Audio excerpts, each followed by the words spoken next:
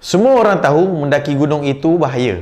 Tapi apa yang bahayanya mendaki gunung? Untuk gunung-gunung di Malaysia, secara umumnya ia amat selamat. Melainkan sedikit risiko seperti risiko kecederaan, risiko tersesat ataupun bencana alam seperti banjir, tanah runtuh dan sebagainya. Tapi bila kita mendaki gunung di altitud tinggi yang melebihi 3000 meter dan juga bersalji seperti Gunung Everest, ia mempunyai bahaya ataupun risikonya yang tersendiri. Yang pertama ialah cuaca dan juga bencana alam. Gunung-gunung yang lebih tinggi dan juga bersalji mempunyai risiko yang berlainan, iaitu boleh berlaku runtuhan salji, runtuhan batu dan sebagainya. Runtuhan salji ataupun dikenali sebagai avalanche ialah bencana alam yang berlaku apabila bongkah ais ataupun salji yang mencair dan kemudian boleh runtuh dan terkena kepada pendaki. Runtuhan salji dan juga avalanche ni telah menyebabkan banyak kematian dan juga kecederaan di kalangan pendaki. Bukan sekadar runtuhan salji, tapi selalu juga berlaku batu-batu yang jatuh dan terkena kepada pendaki. Kejadian avalanche ni biasanya berlaku apabila cuaca agak panas, apabila salji cepat mencair dan dia akan meruntuhkan bongkah ais dan juga salji tu tadi. Kedua, pendaki gunung di altitud tinggi mempunyai risiko terkena penyakit akut gunung ataupun acute mountain sickness. Penyakit acute mountain sickness ni berlaku disebabkan keadaan oksigen yang nipis, udara yang nipis dan juga tekanan udara di tanah tinggi. Keadaan udara nipis dan juga tekanan di tempat yang tinggi menyebabkan sistem badan kita tidak dapat berfungsi dengan betul. Organ badan kita juga tidak dapat berfungsi dengan baik seperti kita berada di tempat biasa.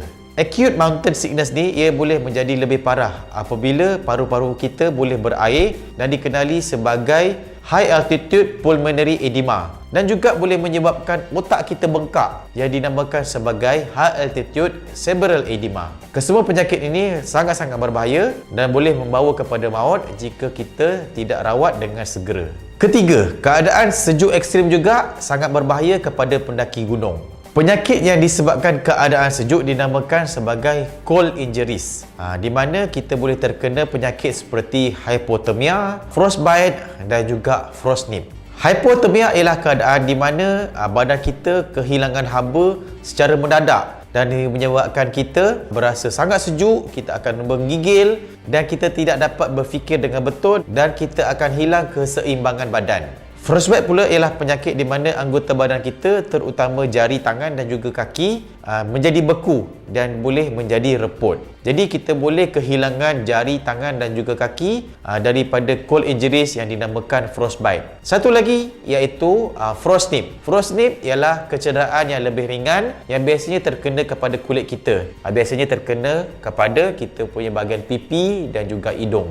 Frostnip berlaku apabila kita terdedah kepada cuaca yang sangat sejuk dan ia merosakkan sedikit bahagian luar kulit kita. Keempat, mendaki gunung juga mempunyai risiko kemalangan seperti terjatuh gaung dan juga terjatuh di celah rekahan ais yang dinamakan sebagai crevasse. Risiko bahaya ini boleh diatasi dengan menggunakan peralatan keselamatan semasa kita mendaki gunung.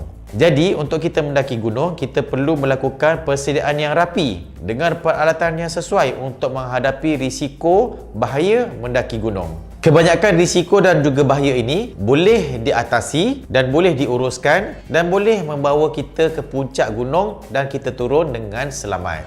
Jadi, pengalaman dan juga pengetahuan sangat-sangat penting untuk kita bersedia dalam mendaki gunung.